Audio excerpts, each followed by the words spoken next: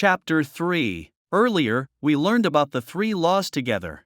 Now let's add another important aspect, which can be considered as an amendment to the 3rd law. Let's make it the 2nd amendment to the 3rd law. It's still a grammar issue, but we won't be learning standard grammar. Instead, we'll focus on some tricks.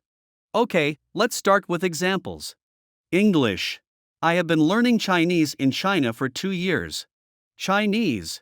我在中国学了2年中文。 Previously, we analyzed the core content of this sentence as, I learned Chinese, and the supplementary details as, in China, and 2 years. However, we noticed that there are some additional elements in this sentence such as, have been, for, and the character, 了 in Chinese. They don't have a literal meaning, so why are they present in the sentence? What is their purpose? You probably know the function of these elements in English, but let's focus on the character. 了 In Chinese, do you remember the 2nd law? Chinese characters will never shapeshift in any way, shape, or form. So how do we express different meanings like doing, did, have done, or have been doing in Chinese? First of all, let me clarify that Chinese also has these distinctions, but we don't transform the verb like in English. We have a simpler way. Well, as a Chinese, I would say, it is, indeed, a simpler way. Do you mean the Chinese character you've just marked? Is that character hanging around to indicate the tense? Ooh, that's a bingo. Is that the way you say it? That's a bingo. This character 了 represents the meaning of have been doing. You can understand it as adding a limiting condition to the action or behavior represented by the verb when we add this character after the verb. It no longer means learning or learn, etc., but is restricted to the meaning of have been learning. Isn't it simpler than English? Let's look at another example. English. I had my lunch in McDonald's at 1 p.m. Chinese. 我下午1点在麦当劳吃的午饭。 The core content is, 我吃午饭， and the supplementary details are, 下午1点 and. 在麦当劳。 What is the purpose of this character here? Take a moment to think about it. Have you figured it out? Here are some hints. Why does have in English become had? To indicate the tense. It's so easy. Yes, in this case, this character 的 represents the meaning of did. Similar to the previous example, you can understand it as adding a limiting condition to the action or behavior represented by the verb. Now it represents the meaning of did, not do, doing, or have been doing, etc. However, we need to be very clear about one thing. Not every time you add this character after a verb, it restricts the meaning to have been doing, or when you add this character after a verb, it restricts the meaning to did. Remember this point. We can only say that in Chinese, we use this approach to express different tenses. There are many implicit rules and habits in Chinese, even though there aren't clear grammar rules to explain them. But in daily life, Chinese people use Chinese in this way. Just one single character jumps in. A brand new meaning pops out. Take this as a surprise. Okay, let's see more. Please take a look at this.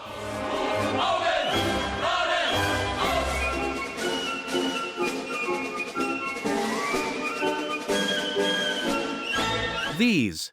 Odious 8.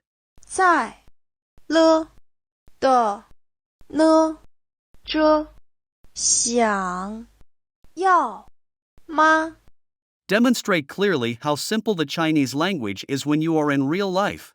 Now, let's analyze the magic behind the odious 8. Let's take the sentence, I learned Chinese, 我学中文 as an example. Now, let's add the character. 在我在学中文 Let's add the character. 了我学了中文 Let's add the character. 的我学的中文 Let's add the character. 呢我学中文呢 Let's add the character. 这我学着中文 Let's add the character. 想我想学中文 Let's add the character. 要我要学中文。 Finally, let's add the character. 吗？我学中文吗？ Perhaps substituting I with you would make it easier to understand, as it is a question. And this sounds like someone is talking to himself, seems like he's got mental problems, which may sound a bit strange. Okay, let's change it up and be a healthy man both physically and mentally. 你学中文吗？ Now it becomes a question. Adding these characters individually to a sentence doesn't seem so magical, so let's add a few more. Adding the character 这 and. 吗？你学着中文吗？ You can see the effect of the odious 8 in a sentence. Of course, this is just one usage for each of them. Don't think that these characters are only used like this. In fact, some of them do have literal meanings and can be used practically. Unlike the previous examples, when this character 了 is combined with this character, 解 it means understand or comprehend, and its pronunciation changes to. 了了解 Until now, we haven't presented many words with literal meanings to discuss, such as how to read them, what they mean, or how to use them. This is because, through Google Translate, they usually have corresponding English translations. Most of them, like nouns, verbs, etc., you will understand once they are translated. It's neither possible nor necessary to explain or analyze them. The more you see them, the more you will gradually understand.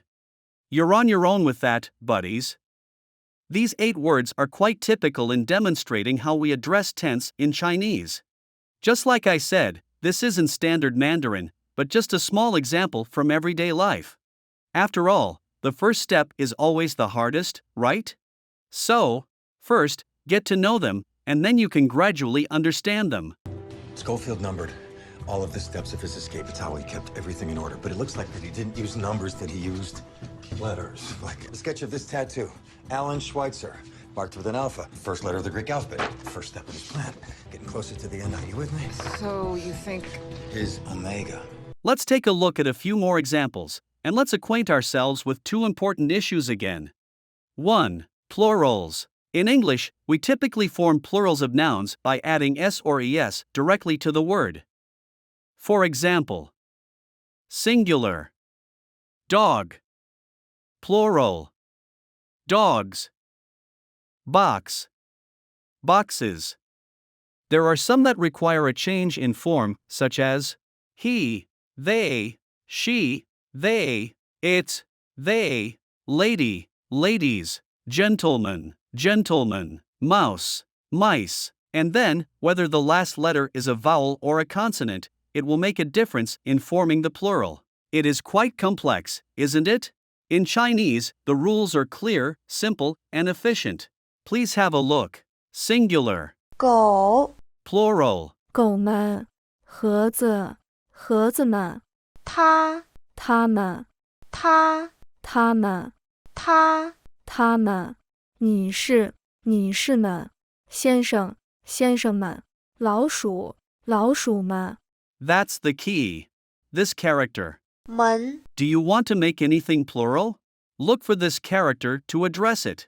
I mean anything. Verkehrsinfrastrukturfinanzierungsgesellschaftsgesetz. 门 However, there's a small point we need to be aware of. Besides nouns that represent people, when it comes to nouns representing animals, plants, or objects, adding this character to make them plural seems to personify them, as if they've been anthropomorphized. When you want to express the plural meaning of these words in Chinese, it's common to add a quantity word, like saying, those 3 mice, or, that group of mice. But if you want to add this word, it's not a problem. It just changes the way you refer to those mice, making them seem a little bit cute. 2. Possessive form. From the perspective of a Chinese person, my understanding is that in English adding s to a noun indicates the possessive form. For example, dog, the dogs, tree, the trees. As for these pronouns, I'm not sure if they follow the same rule in English because they seem a bit special, like exceptions. He, his, she, her, it, its, they, their. But in Chinese, the rules are very clear, with no exceptions. Now, we have this word. 狗 So how do we express the possessive form? Do you remember the odious 8 we learned earlier? One of them being 的 now by adding 的 after 狗狗的 is formed just like this 树 with 的 becomes 树的它 with 的 becomes 它的它 with 的 becomes 它的它 with 的 becomes 它的他们 with 的 becomes.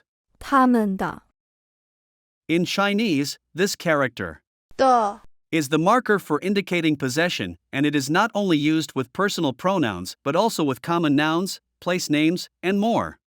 Now you've seen how we express singular and plural, noun possessives, and different tenses in Chinese.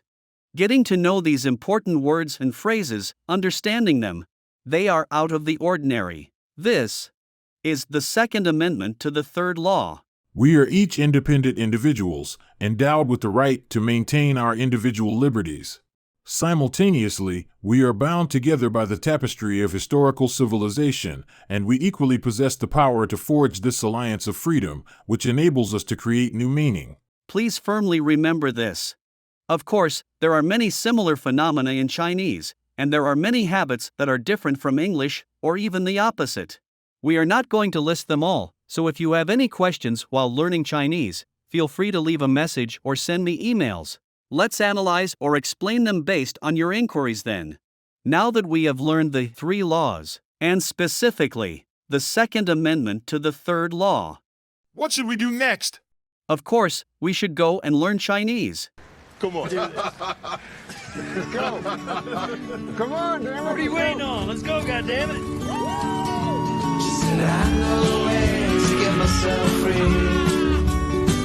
So far, we have been walking through the first stage together. I hope you have experienced the joy which I had packed in. Next, we are going to step into a brand new territory. And of course, the joy packed in there would be brand new as well. Take my words. It is about Chinese language either. No doubt about that. Meanwhile, it is, really, a brand new territory. And what you are going to face is really tough. I'm your huckleberry. That's just my game.